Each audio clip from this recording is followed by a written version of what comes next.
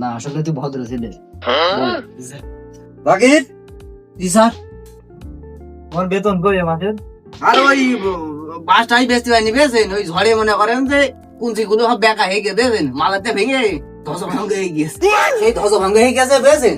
তাহলে ওইগুলো বেচে তা আব্বা গেছে 2-3 দিন পরে টাকা দিয়ে দেবেন বেছেন। ঝড়ে এক সাইড মার গিয়ে গিয়েছে বাসের। শালা তো দেখছি। এই রিফাত স্যার, তোমার বেতনের কি খবর? স্যার ওই কলার বুয়া লাগাইছি, ওই কলার বুয়া বড় খাইন ধরবো, ওই খাইন বেশি আপনার টাকা দেবো। কদিন ও কলা কবে হবে আর কবে আমার টাকা দেবে? দাঁড়া, তুই যদি পারিস মার খেয়ে খেয়ে ওই বন্ধু নিয়ে যাতি, যা দাঁড়া দেখছি। রকি ছাড়, তুমি কদিন 3 আর 2 কত হয়? 3 আর 2 5 হয়। তুমি আসলে খুব ভদ্র একটা স্টুডেন্ট, খুব পড়ালেখা করো, বুঝাই যায় তোমার দেখলে। রিফাত জি স্যার। তুমি কও, প্রত্যেক মাসে যদি 500 টাকা করে জমানো হয় তাহলে 33 বছরে কয় টাকা হয়?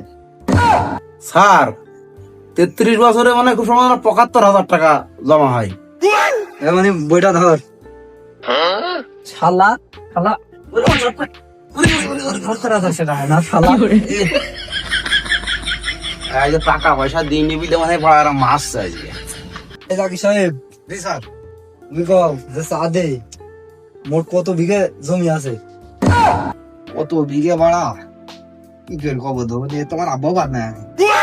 ও জাকির, তুই যে টেনশন ধরেছিস তা তো মনে আছে না যে সারা রাত পার হলেও তোর টেনশন শেষ হবে না? সারা রাত পড়ালেখা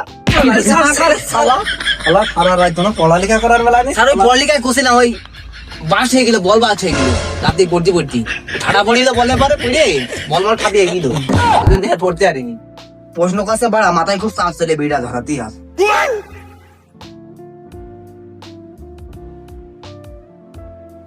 এইসব প্রশ্ন আমার দ্বারা হয় না, বিলুনি না খালি তারা তো বুঝতে পারছে না নিজের। বিড়ির গন্ধ ফিলে এবার তো চিনা চিনা লাগছে। ওই তুই কারণ বিড়ি ধরাস কিটা? আর আমি খাচ্ছি, মাথায় খুব চাপ তো, বিড়ি না ধরালে মাথায় মনে করেন যে হ্যাং করছে বুঝেছেন। শালা শালা গ্রামের পড়তে এসে শালা মাইটা আবার খালাম, ফের বাইরে বাড়া বিড়িটা ধরিয়ে নাই।